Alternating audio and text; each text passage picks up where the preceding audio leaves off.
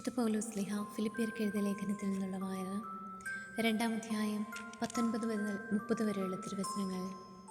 നിങ്ങളുടെ വിവരങ്ങൾ അറിഞ്ഞ് എനിക്ക് സന്തോഷിക്കാൻ വേണ്ടി തിമോത്തിയോസിനെ ഉടനെ നിങ്ങളുടെ അടുത്തേക്ക് അയക്കാമെന്ന് കർത്താവായ യേശുവിൽ ഞാൻ പ്രത്യാശിക്കുന്നു.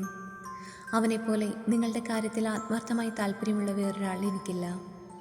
എല്ലാവരും അന്വേഷിക്കുന്നത് സ്വന്തം കാര്യമാണ്, യേശുക്രിസ്തുവിൻ്റെ കാര്യമല്ല. എന്നാൽ തിമോത്തിയോസിൻ്റെ സ്വഭാവഗുണം നിങ്ങൾക്കറിയാമല്ലോ. പുത്രൻ പിതാവിനോടെത്തുന്നതുപോലെ അവൻ എന്നോടൊത്ത് സുവിശേഷത്തിന് ശുശ്രൂഷ ചെയ്തു.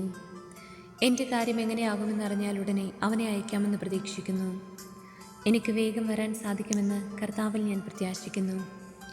എൻ്റെ സഹോദരനും സഹപ്രവർത്തകനും സഹയോദ്ധാവും നിങ്ങളുടെ അപ്പസ്തോലനും എൻ്റെ ആവശ്യങ്ങളിൽ ശുശ്രൂഷകനുമായ ഇപ്പഫ്രൊദിത്തോസിനെ നിങ്ങളുടെ അടുത്തേക്ക് അയക്കേണ്ടതാണെന്ന് ഞാൻ കരുതുന്നു.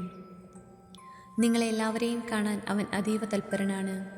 കൂടാതെ താൻ രോഗിയാണെന്ന് നിങ്ങൾ കേട്ടതിൽ അവൻ വളരെ അസ്വസ്ഥനായിരിക്കുകയുമാണ്. അതെ, അവൻ രോഗബാധിതനായി മരണത്തോളം എത്തി. എങ്കിലും ദൈവം അവനോട് കരുണ കാണിച്ചു. അവനോട് മാത്രമല്ല, എന്നോടും, എനിക്ക് ദുഃഖത്തിന്മേൽ ദുഃഖമുണ്ടാകാതിരിക്കാൻ വേണ്ടി. അവനെ നിങ്ങൾ വീണ്ടും കണ്ട് സന്തോഷിക്കാനും അങ്ങനെ എൻ്റെ ദുഃഖം കുറയാനും വേണ്ടി അവനെ അയക്കാൻ ഞാൻ അതീവ തൽപരനാണ്.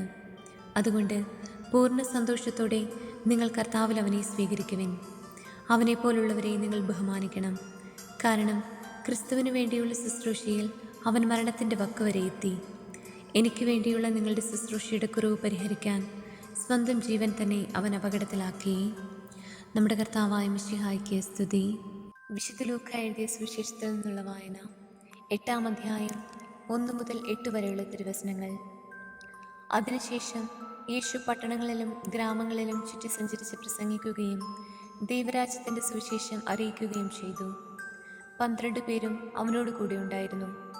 അശുദ്ധാത്മാക്കളിൽ നിന്നും മറ്റു വ്യാധികളിൽ നിന്നും വിമുക്തരാകപ്പെട്ട ചില സ്ത്രീകളും 7 ദുഷ്ടാത്മാക്കൾ വിട്ടുപോയവളും മഗ്ദലേന എന്ന് വിളിക്കപ്പെടുന്നവളുമായ മറിയവും ഹെരോദീസിൻ്റെ കാര്യസ്ഥനായ കൂസായുടെ ഭാര്യ യോവോനെയും സൂസനെയും തങ്ങളുടെ സമ്പത്ത് കൊണ്ട് അവരെ ശുശ്രൂഷിച്ചിരുന്ന മറ്റു പല സ്ത്രീകളും അവരോടൊപ്പം ഉണ്ടായിരുന്നു. പല പട്ടണങ്ങളിൽ നിന്ന് വന്നുകൂടിയ വലിയൊരു ജനക്കൂട്ടത്തോട് ഉപമയിലൂടെ അവൻ അരുളി ചെയ്തു. വിതക്കാരൻ വിതയ്ക്കാൻ പുറപ്പെട്ടു. വിതയ്ക്കുമ്പോൾ ചിലത് വഴിയരികിൽ വീണു. ആളുകൾ അത് ചവിട്ടിക്കളയുകയും പക്ഷികൾ വന്ന് തിന്നുകയും ചെയ്തു. ചിലത് പാറമേൽ വീണു. അത് മുളച്ചു വളർന്നെങ്കിലും നനവില്ലാതിരുന്നതുകൊണ്ട് ഉണങ്ങിപ്പോയി. ചിലത് മുൾച്ചെടികൾക്കിടയിൽ വീണു.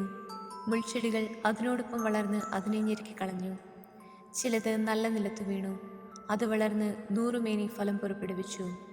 തുടർന്ന് അവൻ സ്വരമുയർത്തി പറഞ്ഞു, കേൾക്കാൻ ചെവിയുള്ളവൻ കേൾക്കട്ടെ. നമ്മുടെ കർത്താവായ മിശിഹായ്ക്ക് സ്തുതി.